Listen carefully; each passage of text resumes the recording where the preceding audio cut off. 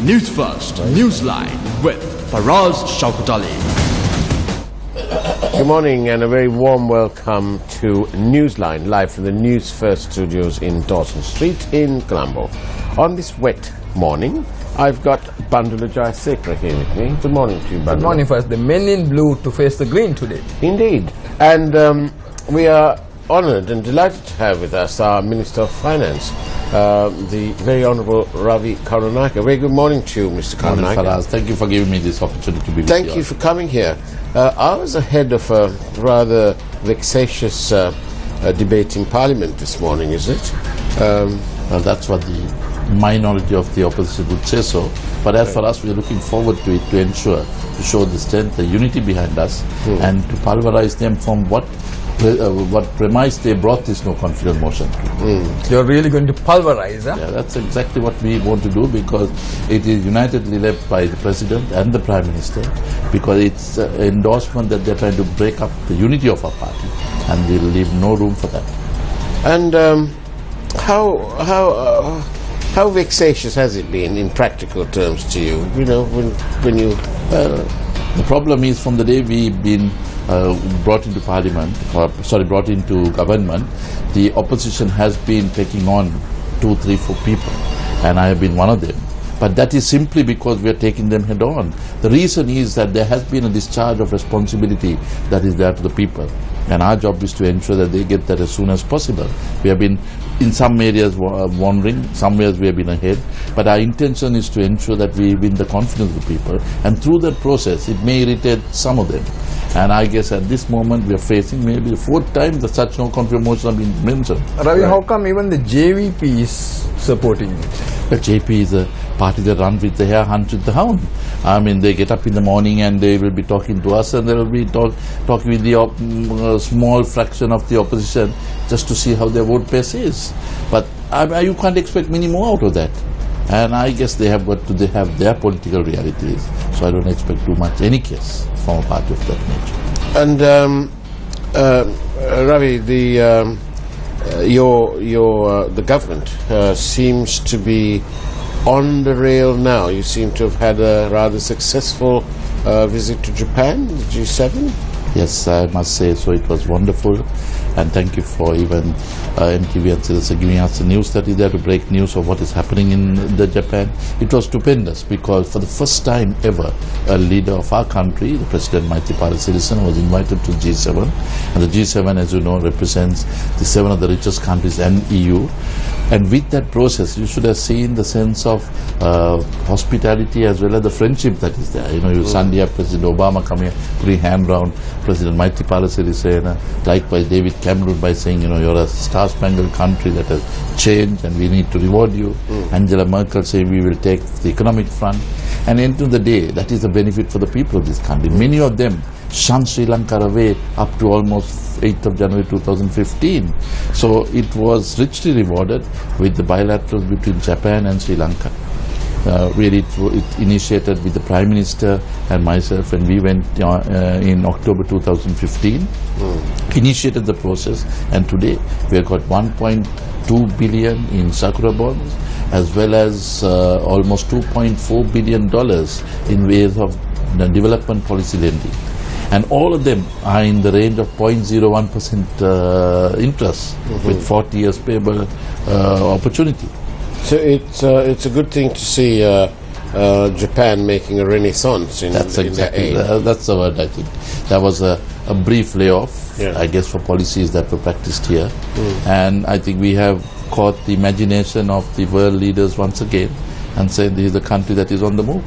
Does that mean that we've relegated China to poor cousin? No, never do that. We never forget our friends. Our foreign policy is friends with all, enemies with none. And that doesn't mean that when you pursue such that you exclude our best of friends at the time when you really need all of them. So, in all honesty, how long do you think before Sri Lanka can settle economically?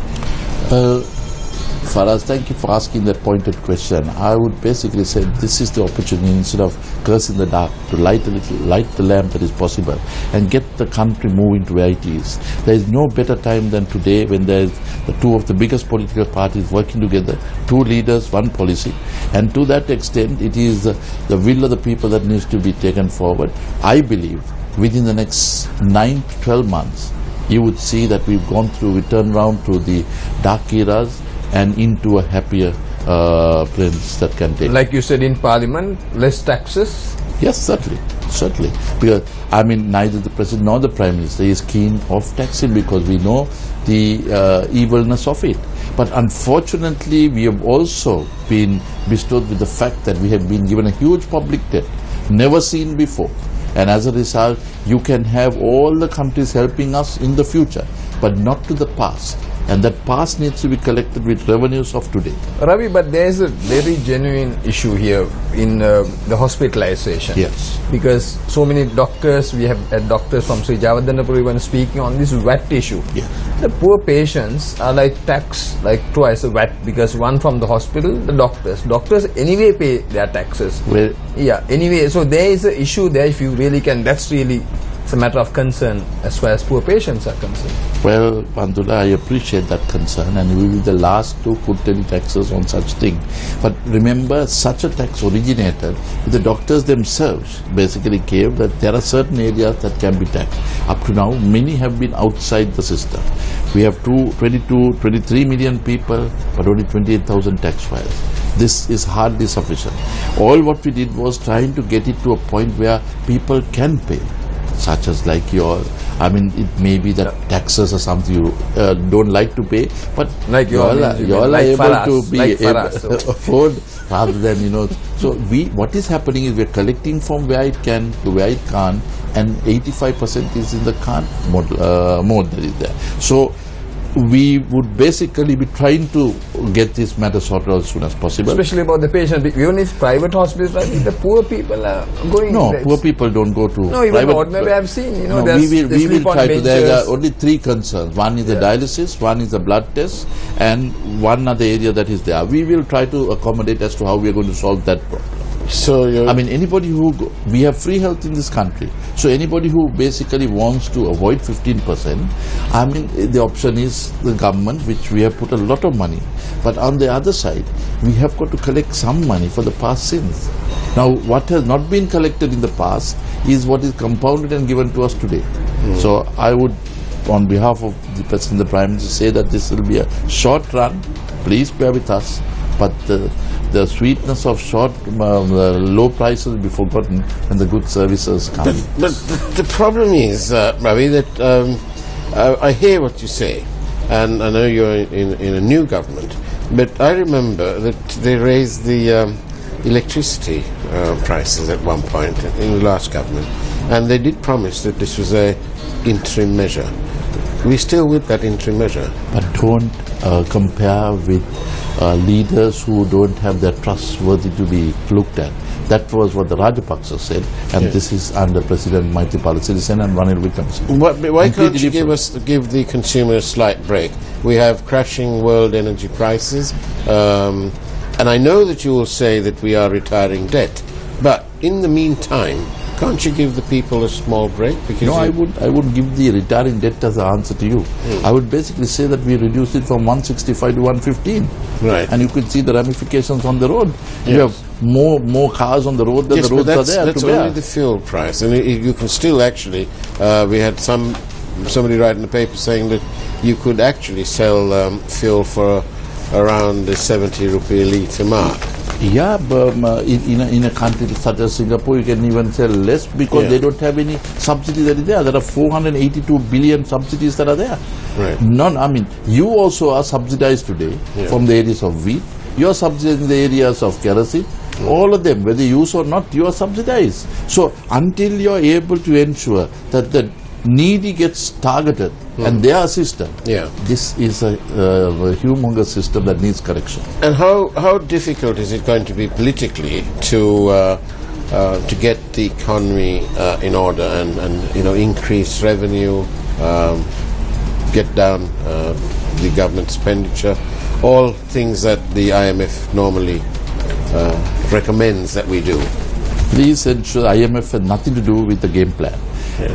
If you are, as you are 6 feet, if your height should be 6 feet and the weight should be 150 kilos, if you're 250 Yes, kilos, but that's what I mean. you reduce your own fat. Yes. Now, IMF coming and telling us is the obvious. Yes. So we want to increase revenue, reduce costs, increase fiscal space, bring fiscal But consolidation. my question is, how politically, how easy is that going to be for you to? It's not easy at all for us. It's difficult because You have elections around the corner. Well, that's the reason of a government. We don't believe that we pay petty politics. We want to ensure the long run. People have played too much and too far on the short run, ignoring the long. This is the time we intend investing in the future, because that is where the dividends will start coming for the long term. But Ravi, sadly, now see, government to spend 1.175 million for luxury vehicles for ministers. Now, one of our reporters have said now yesterday. So people, What is it that you government to spend rupees 1.175 million for luxury vehicles for ministers. What is it? Luxury vehicles for Now, ministers? yesterday we got figures, I don't want to mention certain names. That is completely out of context. Yeah. You're comparing with the ministers or whoever official that is there. Supreme Court judge, the Chief Justice that is there, Attorney Generals, all of them get, you don't cover them. You basically have the government servants getting 2 vehicles a year with 50% off, you don't care.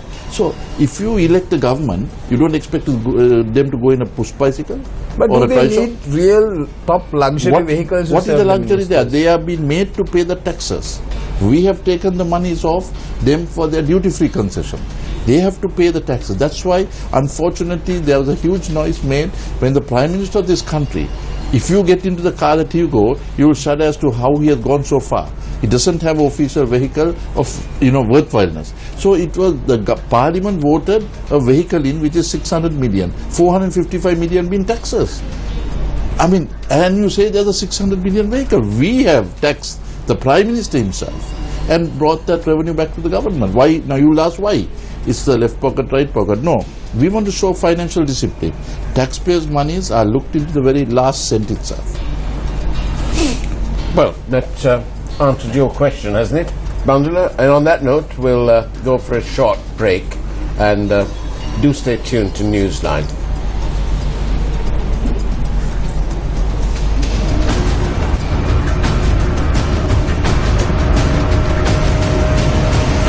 Newsfirst.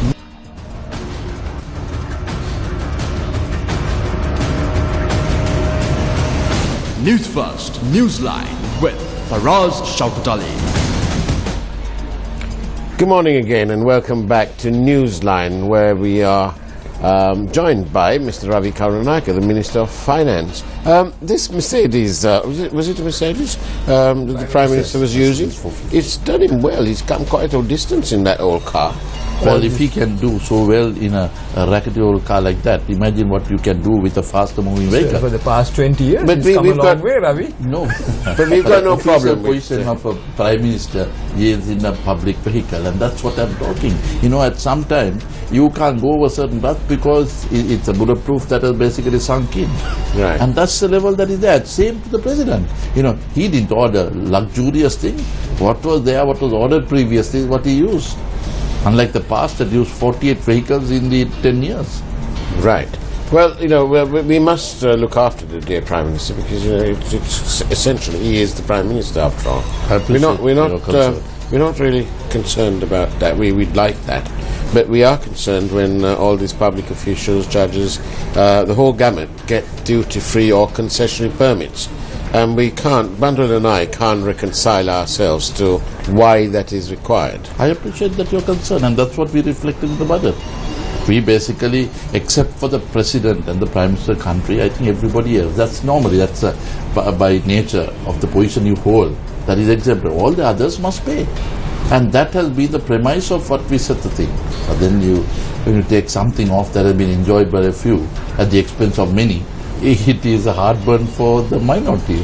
Ravi, should government run businesses I wouldn't say so. I would say that the government should be regulators and policymakers. But there are times when the private sector don't do what they've got to do. And at that time, you need the government to step in and give the assistance that the people would like to require. But even some countries, you know, Ravi, even the airport is privatized, it's run well. So, but here, government is trying to run businesses. Certainly, you're absolutely correct.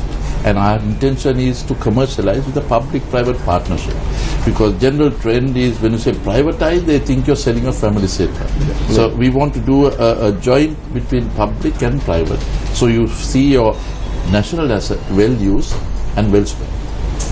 And how far have you got into achieving this sort of Temasek model, and where you will have all these major public companies together? Well, we have been trotting along fairly successfully because of one reason. Last time we do things too quick, and people looked at it from a negative sense. But this time what we have done is to ensure that we win confidence of the people, telling what it is. Look at Sri Lankan Airlines. 2009, April 1st, you had 9.5 billion as a surplus in your reserves. And today, after the government took control of that, and that went through, you have lost 187 billion as of 2015, 31st of March. Yeah. So you could see that you lose 196 billion in the space of 9 years. Now this is taxpayers' money. Why should a person flying from Japan to UK be subsidized by our taxpayers? We have much more things to do than subsidize that. So that is a classic example. Like Bandula said, should you run? Yes, we need a national airline. But should you lose? No. What have you got to do? Rationalize it, bring it into a regional airline, carry the national flag and do the needful. And bring in the best of partners. We had best of partners. Unfortunately, we decided whimsically by the leader then, and you have to pay the price to But that. also, Ravi, Sri Lankan Airlines from a tea planter to a coffee house.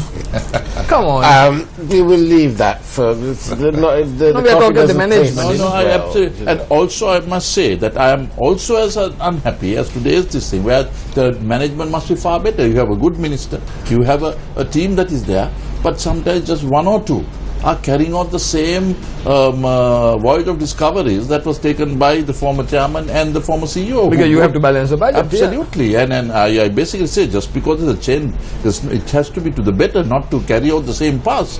And that is why the Prime Minister personally looking into this. And we are looking at requests for proposals by end of June in order to stem the tide here. Because that money can be well spent on schools, health, reduce the taxes that are there imposed on medicine, like you said. I'm sorry, not on medicine. There are no taxes on medicine, on hospitalization. No, we have a viewer.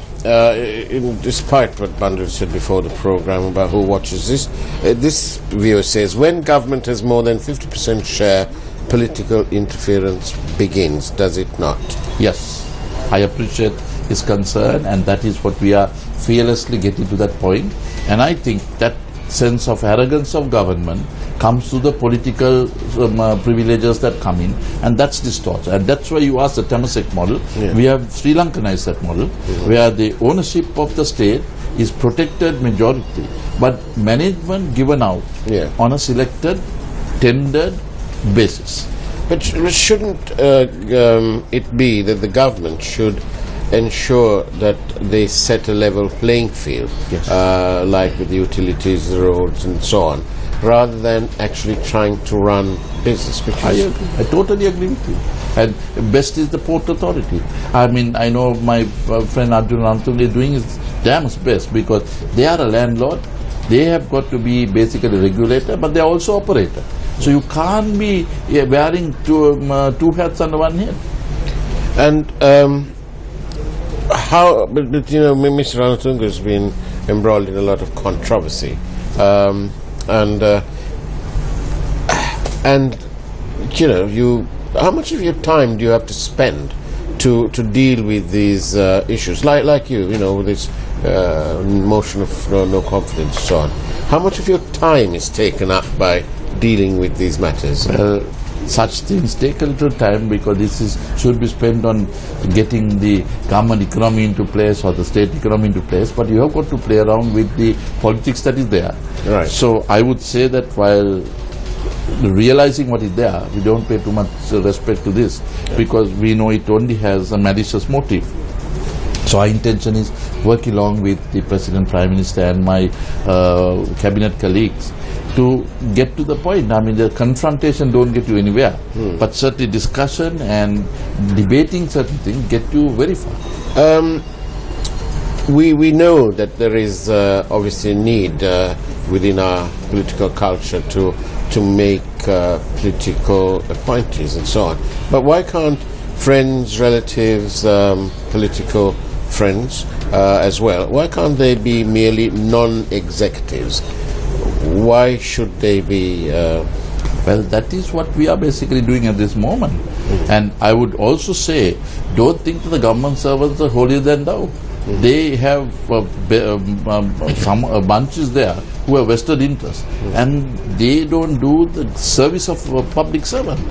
They have their own parochial interests, and then they do certain things to distort. And that is some of the problems that we have. There are fantastic officers that are there, but just 3-4% can hold. But even the good officers, I'm sure you know, like Dr. Sumit Pilapitiya, I mean, who was from the World Bank, I'm sure you know Sumit. Now he, sacrificed, became Director General of Wildlife, and he's gone. So how come these things... There has been certain misunderstandings, certain areas, that will be corrected, and certainly that will be put to order. Because you need people like him. Absolutely, and we call anybody who is out of Sri Lanka, come back.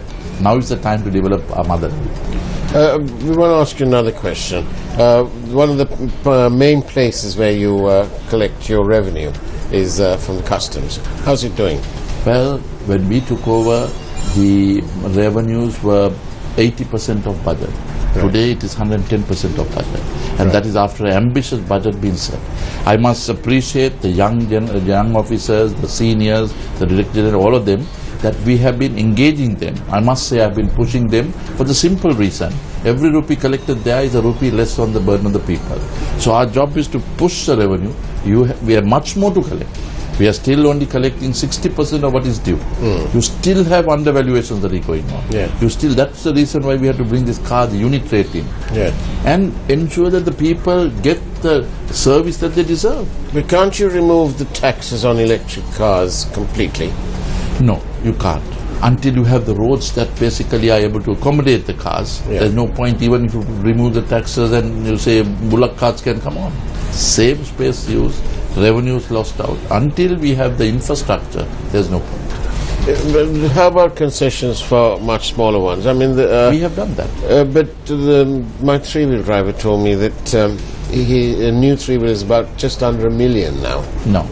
He must be thinking he's importing one from Italy. Okay. If he basically has his feet to his ground, he will basically only have paid 30,000 more. And there is a huge cry that to get there are 1 million trishaws on the road when you really only require 5 lakhs.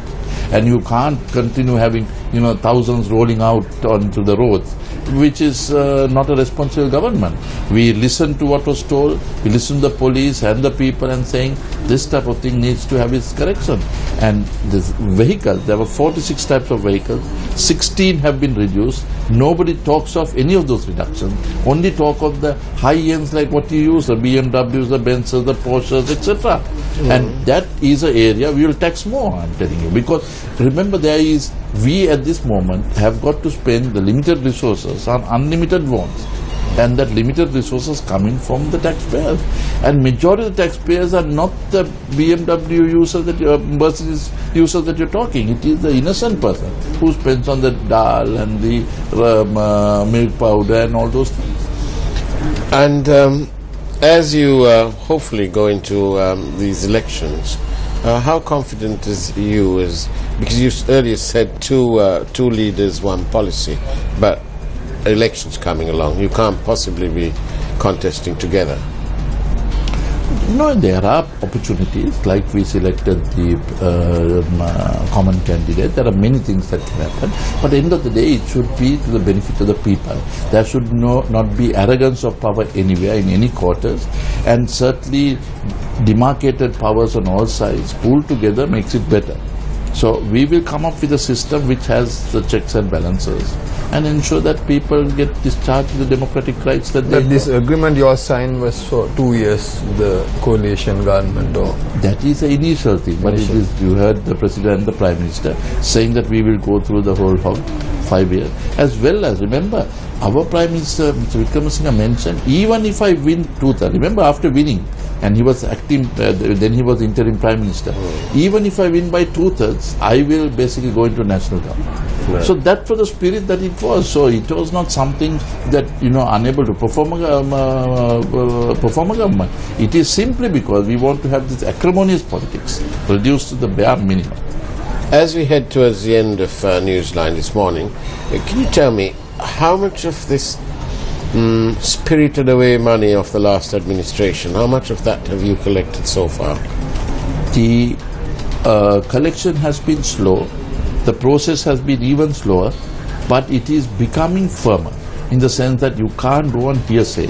Political witch hunt cannot just because you say X, Y, Z on a political platform, convert that in like the past since they did on us. So it needs to be corroborated, needs to get the proof that is there, and that is certainly taking place. You would be astonished in the next couple of weeks to see what is happening. Information is there. They know there's wasted public assets that are there and public money.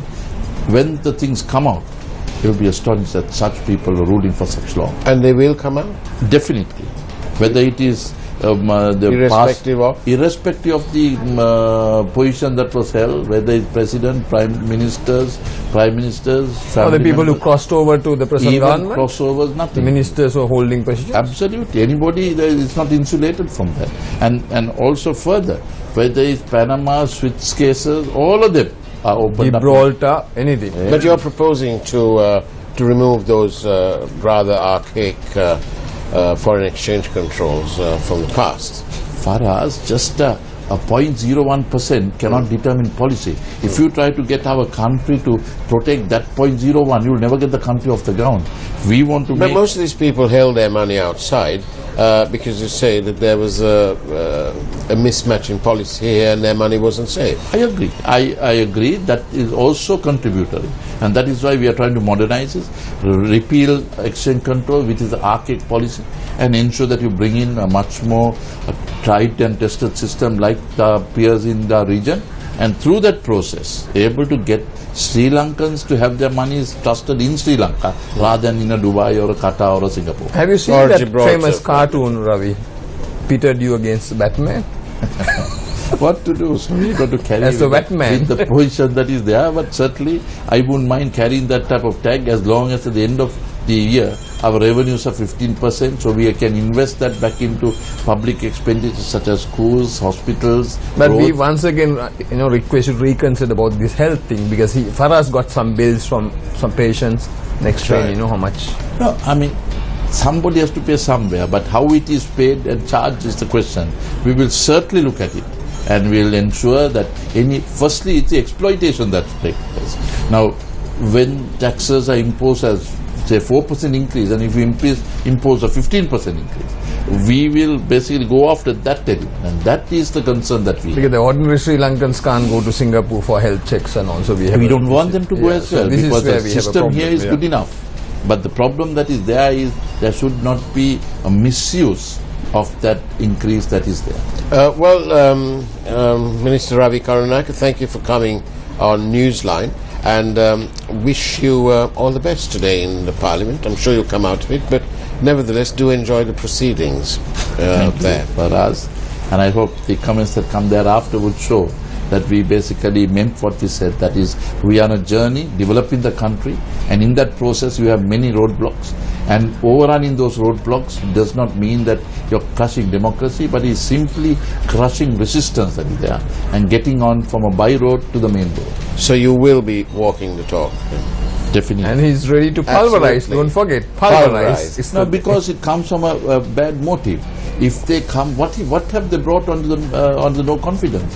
There is no substance at all. So on that basis, there has to be something that is told.